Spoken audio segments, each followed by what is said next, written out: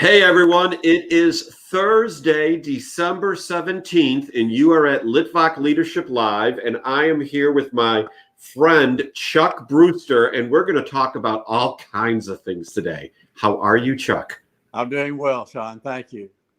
I am so excited to have you here on the show. What I was telling Chuck, everyone, before we started talking is that, Chuck and I have not actually met. We've been in the same rooms. He said he recognizes me, which made me feel good. I, of course, recognized him, but I've heard him speak time and time again. So, Chuck, you made me feel good when you said you recognized me. Thank you. Well, a Secret Service agent is always looking at faces and people.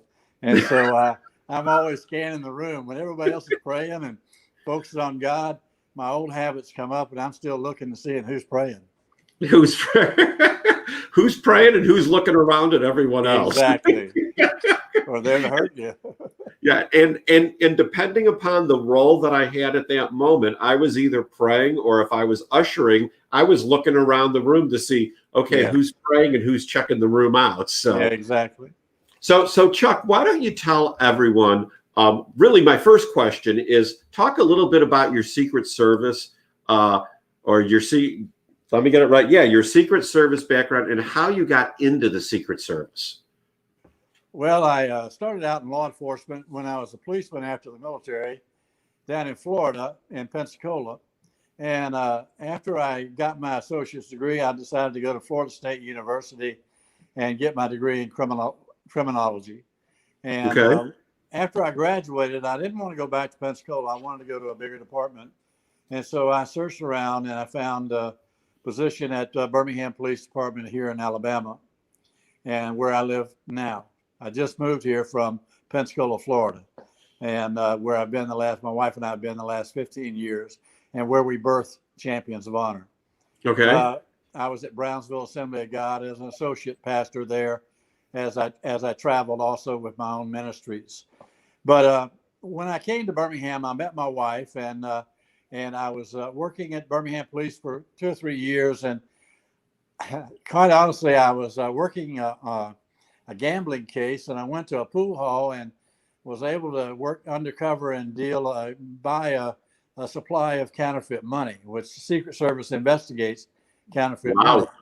Okay. And so we called the feds and let them know that I had this deal going, and they came in, and all of a sudden the boss got to know me and recruited me to leave the police and come into the federal system.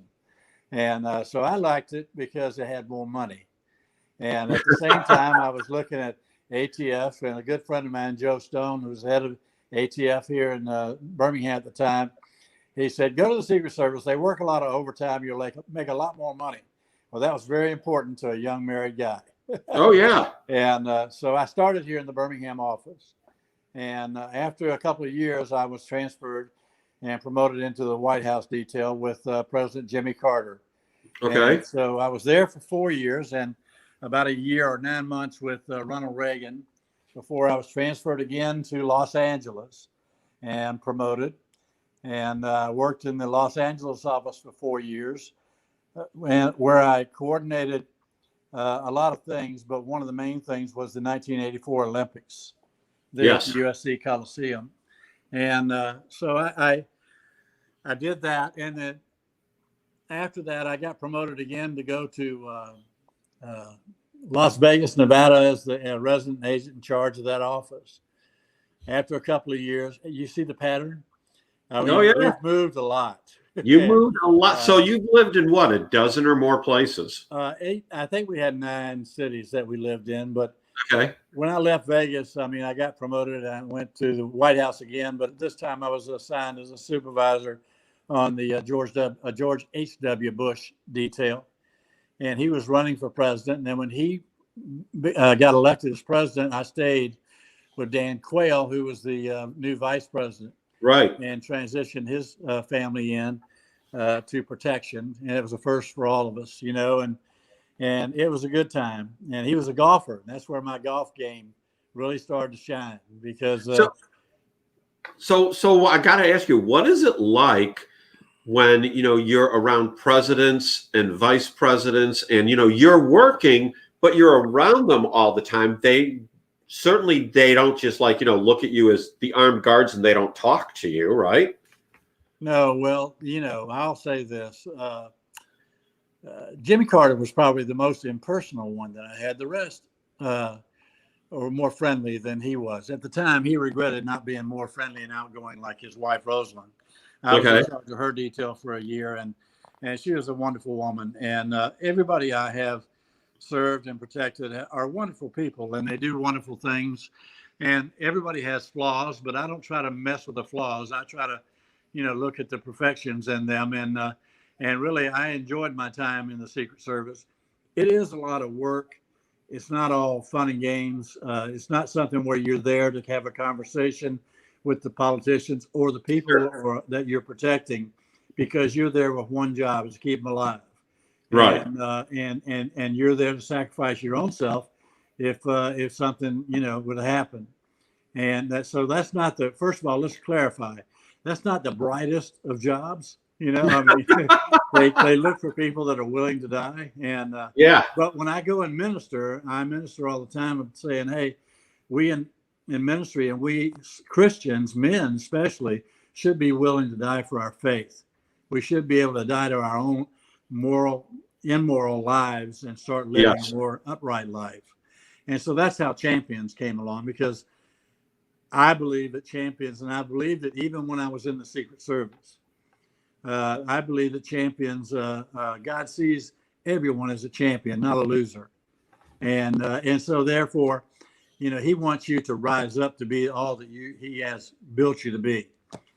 Anyway, so I served for a few years with the vice president's office, and then I got promoted again and went up to New York and coordinated the Democratic Convention where Bill Clinton got elected. And then I came back to headquarters in the Office of Inspection. Then I went to Chicago as the assistant agent in charge there and spent a few years. And then from there, I went to Seattle, Washington, where I was the special agent in charge of the whole Northwest region of the United States. 5 states in Western Canada were under my purview, and I had a lot of officers there that were working for me. And it was a wonderful job. I had it made, Sean. I had it made. I had a brand new car every year. I had a wonderful wife, a daughter at University of Washington, my son in the University of Illinois. I always left my kids where I lived. So anyway, but a little aside. But I on a night in February, while praying for our church, our local church, an evangelist coming to our church, God spoke to me and said, "Lay it down and follow me," and gave me one of those, clarion calls that I was to follow him and not my professional career. And I knew at that moment that if I had said, "Well, not right now, I'm still at my peak," and I would probably have been transferred again back to Washington. And been there, during 9/11 and all this kind of stuff. But I retired in 1998 in May on Mother's Day. And to make a long story short, the Assemblies of God headquarters in Springfield, Missouri, heard about my call to ministry and recruited me to come and lead the national office of the men's ministry called Honor Bound. And we changed the name from Men's Ministries to Honor Bound because we wanted to try. My mission was to take the men that got excited about Promise Keepers and stadiums, and bring that into the local churches. Bring it back with them. Yes. Absolutely. And try to build a get away from programs and get into more ministry plans for men. So how did Champions of Honor come about then? Well, after the last year, I was with 7 years, I was in Springfield, Missouri at the national office, and we were having honor bound conferences around the country, and they were going really well, much like Promise Keeper conferences, but in churches. And so after a few years, God spoke to me again. We were in Australia, my wife and I, ministering at a fathering conference. And God spoke to me and said, "Okay, I'm done there. Let's move on. You have a mission now, and you need to widen your berth." And so, I'd already widened it somewhat after the Secret Service, because I don't know about you, but ministry puts pounds on you. And so something about those burnt There is a pancakes and lot of chicken eating dinners. involved. There's a So, lot of food. but my wife and I had the same call that day, and we came back, and I gave notice. I gave a year's notice, in fact. I started building champions, honor-bound champions, there at the Assemblies of God headquarters for our churches around the country and internationally.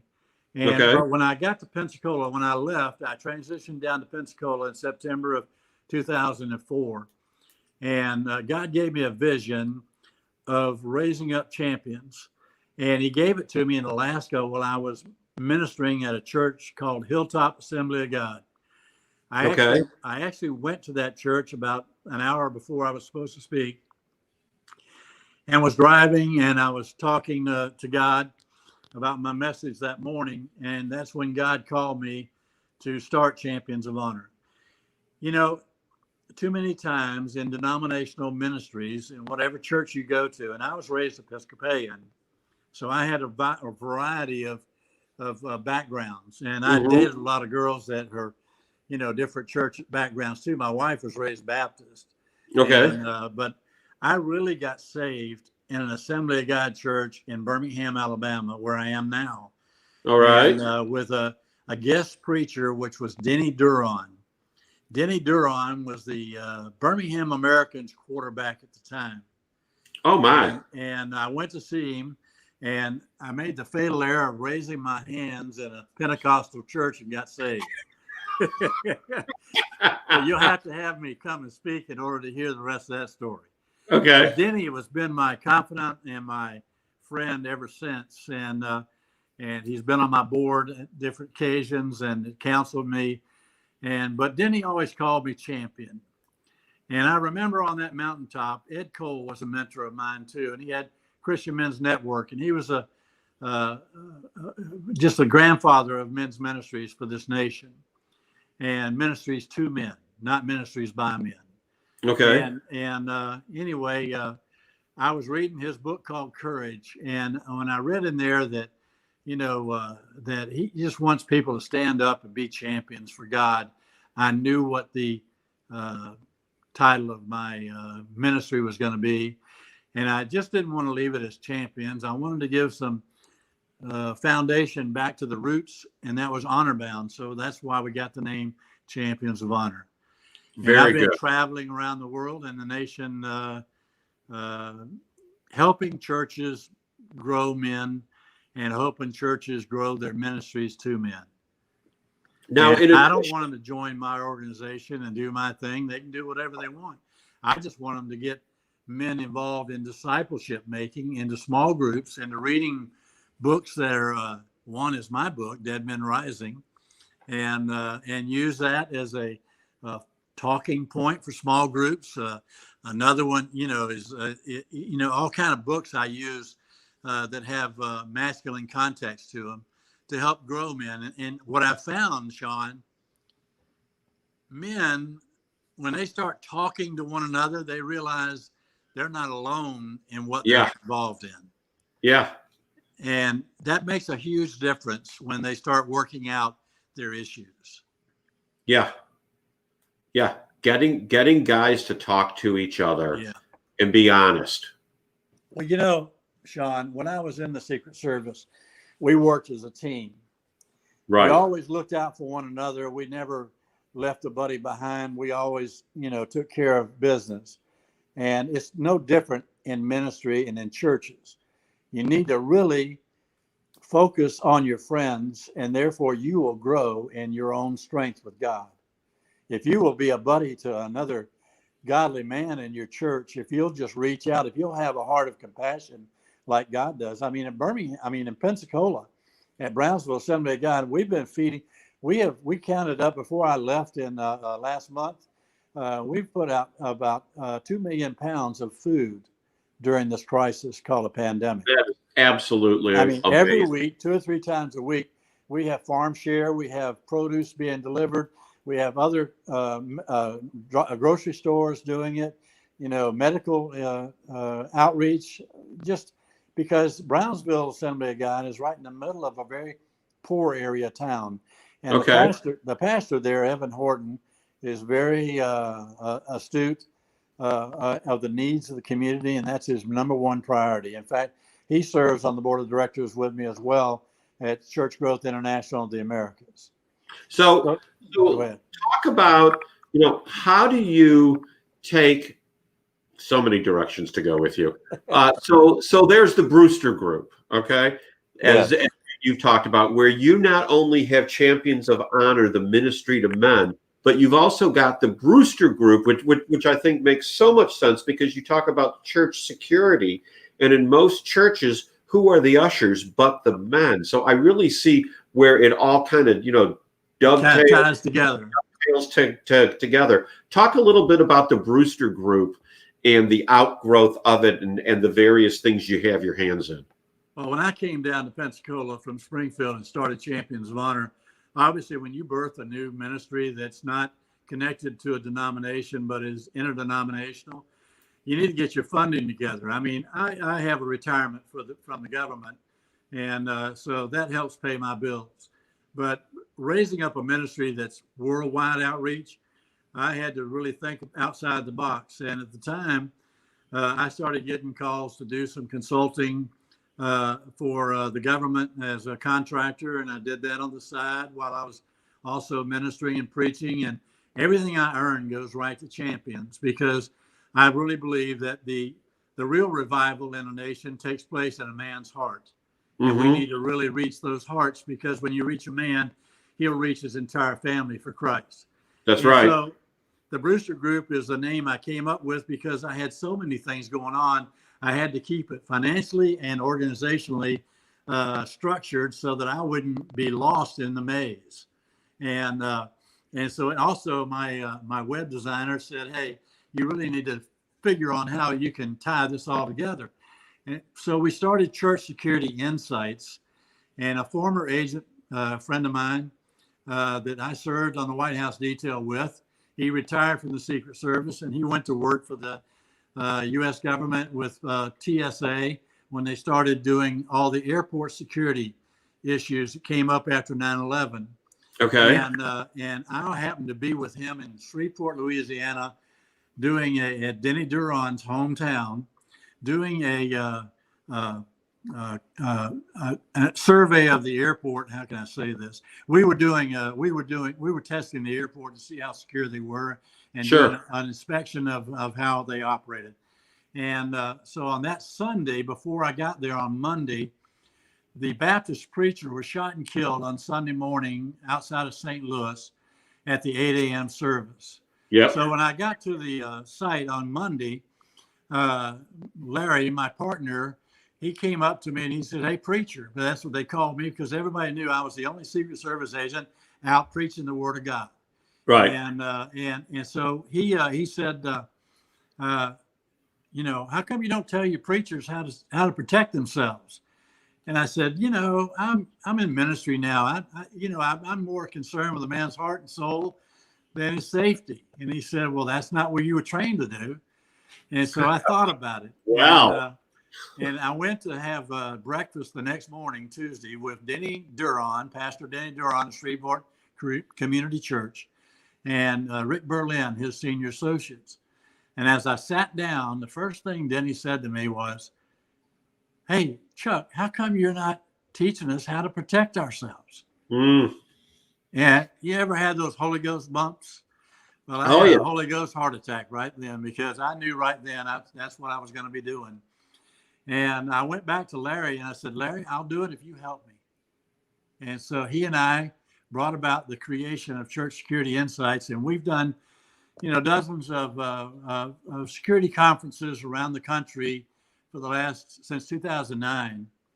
And in fact, he just sent me a couple of things yesterday dealing with the New Zealand shooting. They've done a study now on some things that happened there. And so we're always researching how churches can protect themselves.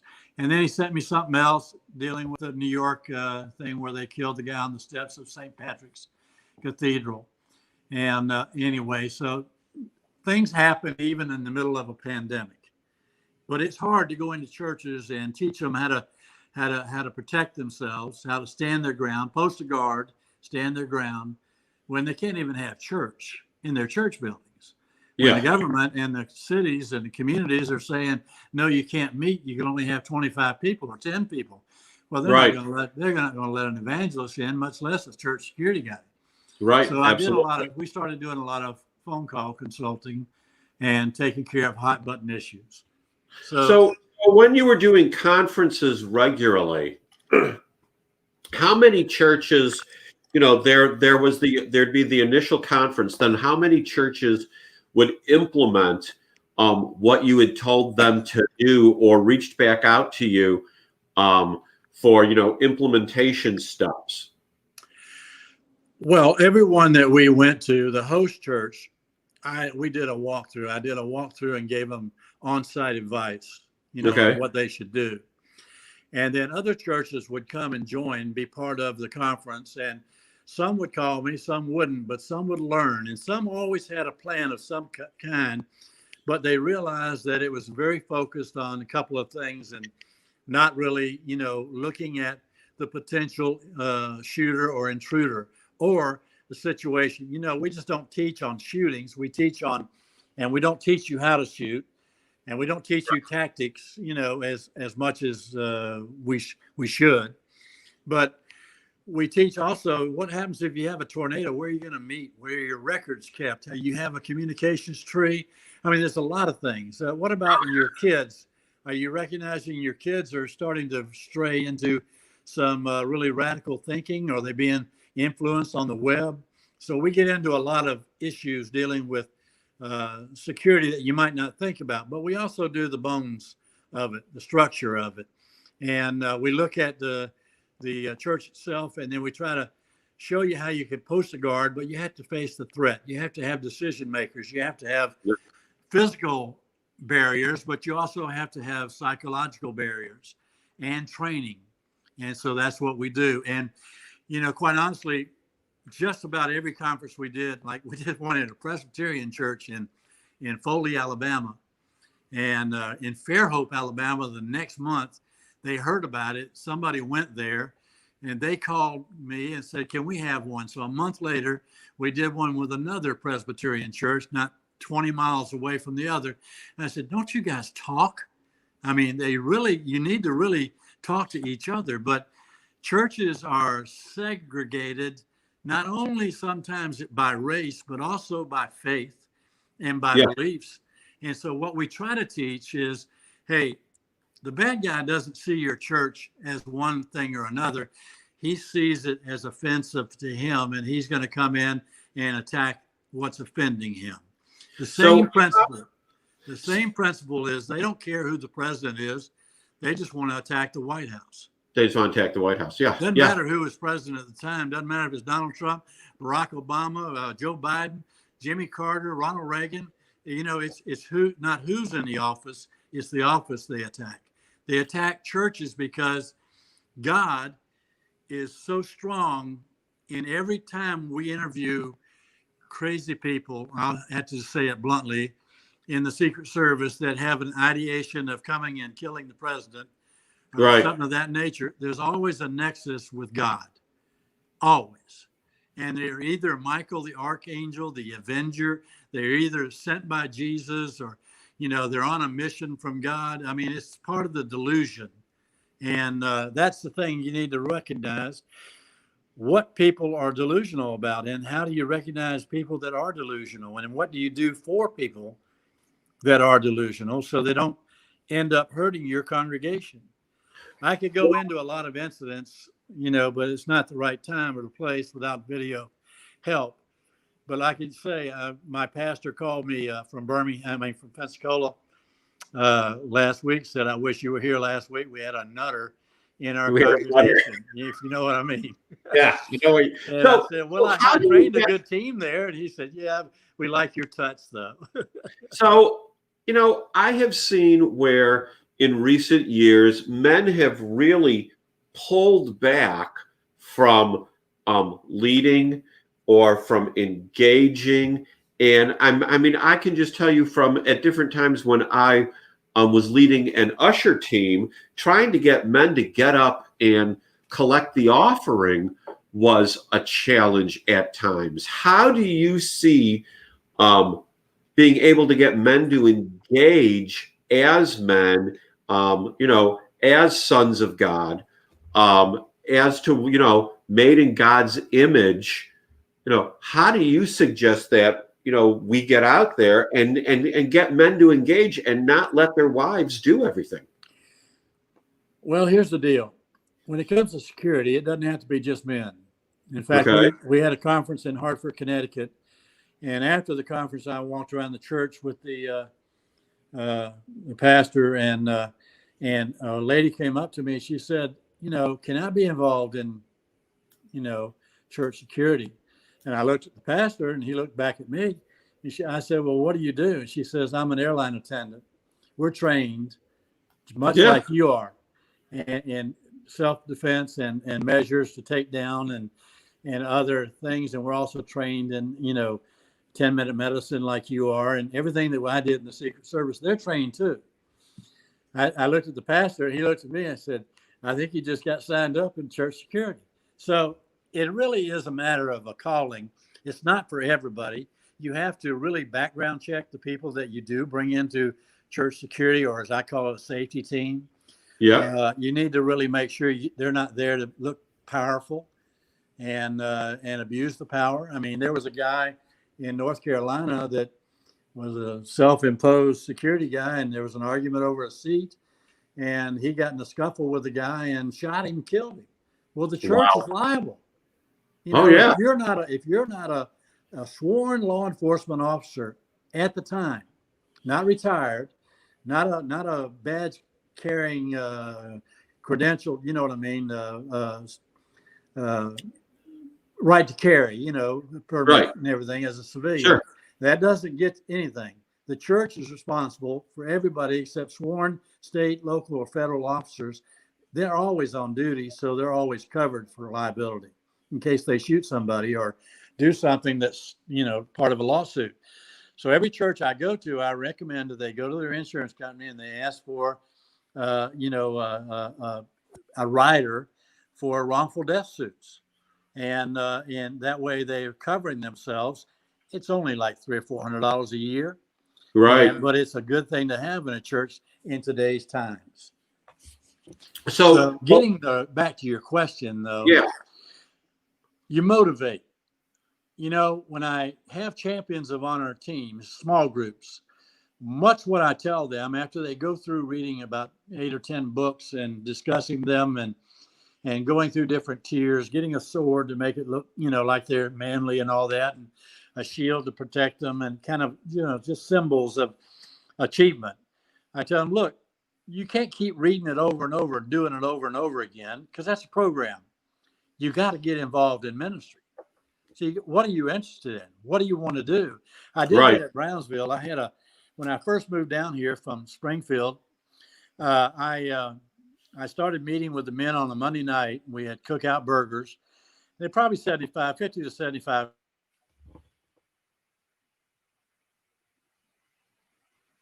You're muted. And I've lost you, Chuck. So let's see if Chuck comes back. He has somehow disconnected. He needs to reconnect his microphone and his camera. These things do happen, people, in live stream. Here we go. There you are. I'm back on. Where was I? Sean, my new veterinarian for my dog is calling. He's got a bath appointment tomorrow. There you go. Christmas. Anyway, I teach men, look, in that small group, get involved in ministry. So on Monday nights, I started having 50 to 75 men. We'd cook burgers. We'd go through the books. We'd talk. We'd teach. We'd fellowship. That's the main thing. We'd fellowship as well. Because once you start fellowshipping, you start letting your guard down and men start being themselves. And they start looking out for one another. But then I tell them, get involved with the ministry. And a lot of them got involved with children's ministry or youth ministry. And some got involved with the security ministry or safety ministry. But all of a sudden, I didn't have any guys coming because they were all involved in ministries. I can't come anymore. I'm doing this. So you got to keep reinventing yourself and asking men and women to recruit others to help you. But always look for the person, like, for example, at Brownsville, I have a state trooper and a sergeant at the sheriff's department. They're the two guys in charge of our safety team. It's about a dozen to 15 guys and gals. And there's a doctor, and we have nurses, and because you never know why is it always a 350-pound overweight person that has a heart attack in the balcony with no elevator? I don't know, but that's when you call 911 and let those paramedics carry them out. Let them deal with that. Absolutely. Exactly. So I mean, recruiting men and recruiting people to serve. You first have to transform their heart to receive God. Yep. And then you have to build it up with discipleship and friendship. And then you can let that ship sail into a positive ministry experience. But I'd rather have a small amount of men and women in security or safety than a lot, because you don't want people lording it over your congregation or other people. And they have to be somewhat responsible to make decisions. Split-second decisions sometimes can save lives. So, shockingly, we have already gone, and there goes my phone now, and I thought I had turned it off, turned down the volume. We have already gone half an hour. So this is the part of the show where I turn it over to you to give everyone your final word, make an impression on them, send them off with enthusiasm or something to think about. Go. Let me just say this. When was the last time you had a heartfelt discussion about a situation you're involved in with another man? Do you have a friend close enough that you can actually talk to without being ashamed that you're going to reveal some secret sin? Listen, we all sin. Get over it. What you need to do is get in touch with yourself, and then get a buddy, a battle buddy, somebody you can really relate to. I know, guys, you're married. I relate to my wife too, but I can't talk to my wife about certain things. I need to talk to a buddy, because my wife will, what'll happen? She'll hold it against you. And then later on, she's going to beat you up with it. I'm just kidding. She's in the other room. She's listening to me. I'll catch it later. But listen, what I can say is get in a small group. Start reading some books that deal with biblical masculinity. A lot of the Ed Cole books are really good. Real Man, Maximize Manhood. I've got books on my shelves. I gave away, I don't know how many books when I moved here. Steve Farrar wrote a book called Finishing Strong. That's a great book. Yeah, that's a real good. There's a Wild at Heart, but Wild at Heart is probably one of my favorite books for men to get into when they first get in the small group, because it's a man's thing. It's John Eldridge is the author, and there's 3 points to that thing, guys. Now listen to this. Every man wants a battle to fight. Every man wants to save someone. Every man wants to be involved in something. So you really need to get involved. And if I could leave you with anything, hey, don't hesitate to call me or email me or invite me to your church or your group. And, even during these times, I'm going out. I'm going in January. I'll be in Rochelle, Illinois at Dr. James Horvath for our Road to Glory conference and everything on the 17th through the 20th. And Jim Horvath is another board member for CGIA. In February, I'll be up in North Carolina. We're going to have our CGIA winter retreat. If you go to cgiamericas.org, you can look that up. There's a link on my site as well. So I'm just saying, here's the simple answer. Get involved. Don't wait until God brings you out. Meet God. We haven't left God. I mean, we have left God. He hasn't left us. and he's just waiting for us to show up. So, guys, let me say this. If your church doesn't have a small group, then start one. Mm-hmm. Tell the pastor that you're ready to start meeting with some other guys, and you think he could do that. Go through your pastor. Don't do it outside of your pastor. That's right. But involve your pastor. Let him come in and drop in, and maybe he's not leading the group, but maybe, you want to hear somebody else other than who's preaching every Sunday, don't you? Get guys in there and don't be a talking head. Let other people talk. Let them share. You don't have to read every book, every word of every book, but talk about the concepts of the book. Look at a video. There's a lot of good videos for men that it's really, there's so many to talk about, but I'm not going to waste the time now. We live in a color world now where you see it in living color. And so, just get involved in a video group and then have fellowship, have some cookouts, have some, enjoy it with your wives too, but always have a time where the guys are in one side of the house and the ladies are in the other. They don't want to talk about their issues either in front of you guys. Just want to let you know they feel more confident talking to another sister. So come on now. That's it's good. just a fact. I mean, God made us the way we are, and we just need to embrace it and go for it. Amen. Amen. All right. Thank you so much, Chuck. It was so good having you here on the show. We could have easily gone an hour, so we'll have to have you back another time. That sounds great, Sean. To talk about. Awesome. I'm so glad. So everyone, that is Litvak Leadership Live for today. Enjoy the rest of your Thursday. Be blessed. We'll be back with another episode tomorrow. Bye now.